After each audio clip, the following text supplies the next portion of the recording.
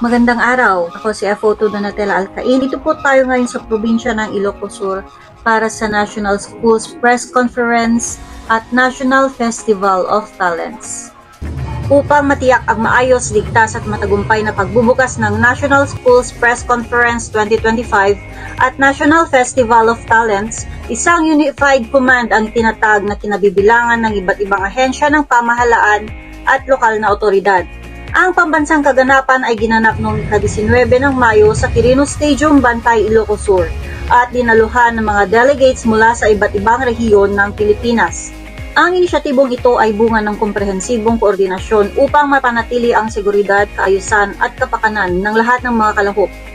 Isa sa mga pangunahing ahensyang katuwang sa pagpapatupad ng mga hakbang pangkaligtasan ay ang Bureau of Fire Protection Ilocos Sur sa pamumuno ni Fire Senior Superintendent Ramel B. Borja, Provincial Fire Marshal.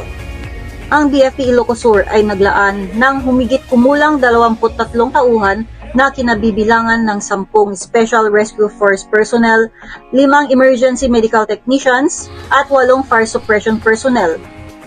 Katuwang din sa nasabing command structure ang Department of Education, Provincial Disaster Risk Reduction and Management Office, Provincial Health Office, Philippine National Police, Philippine Coast Guard, mga unit ng lokal na pamahalaan, at iba pang mga kaugnay na ahensya.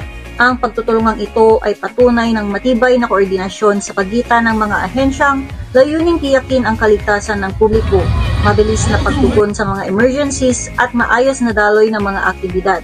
Ito rin ay nagpapakita ng dedikasyon ng bawat isa sa tagumpay ng 2025 NSTC at NFOT.